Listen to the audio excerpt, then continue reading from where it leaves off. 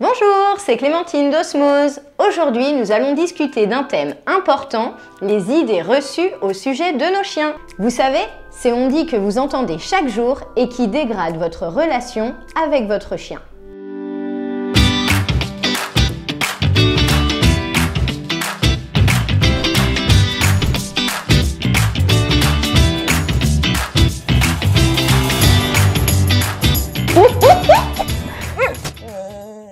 Qui parmi vous n'a jamais entendu « Oh, il fait chaud, ton chien, tu devrais le tondre. Oh, ton chien, c'est un chien de catégorie.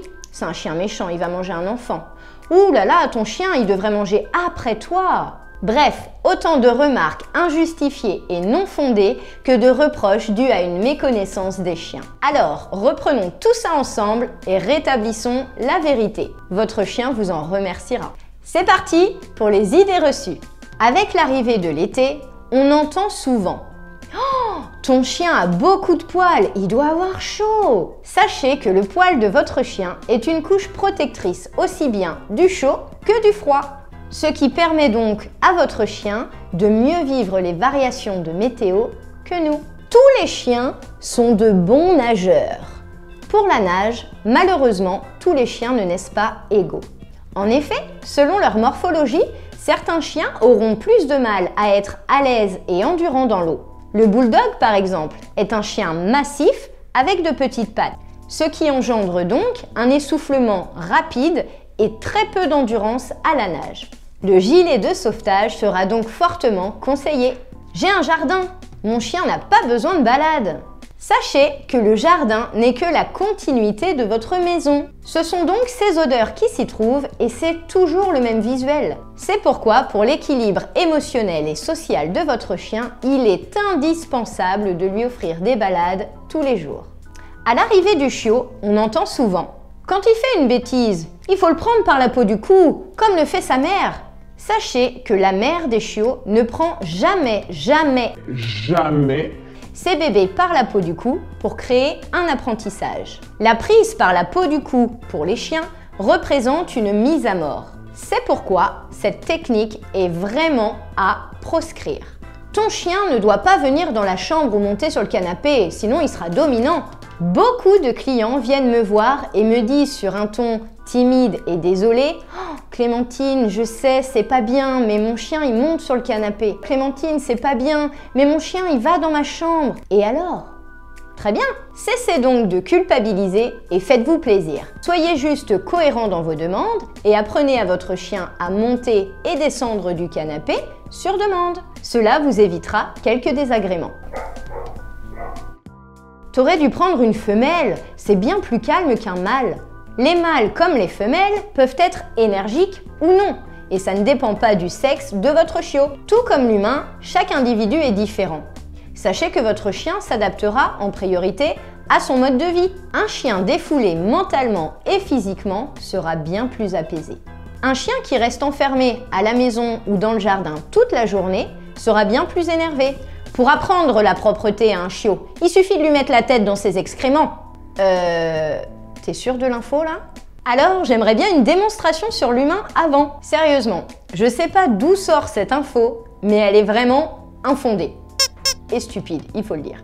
Votre chiot pourrait déclencher de la coprophagie, c'est-à-dire manger ses excréments, pour éviter la réprimande.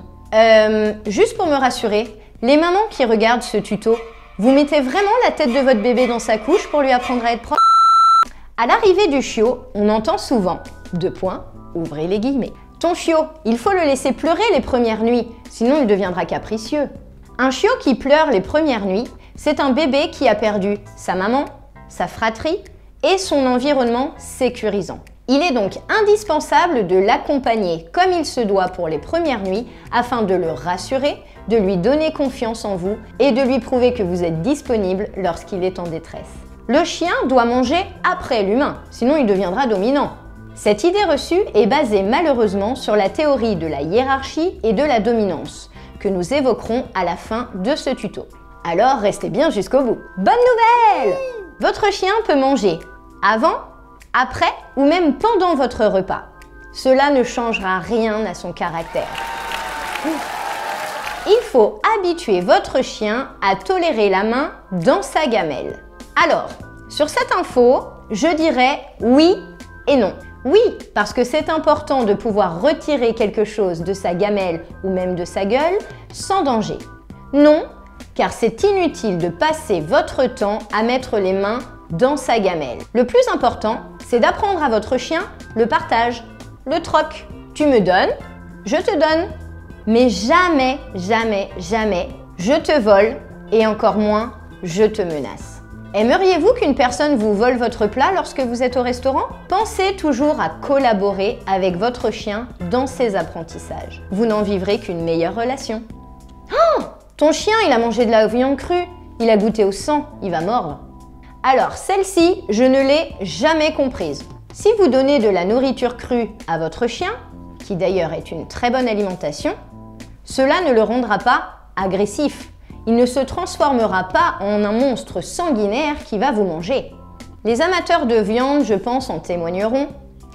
Si vous aimez la viande saignante, c'est pas pour autant que vous avez envie de manger votre femme, ou votre mari, ou même vos enfants.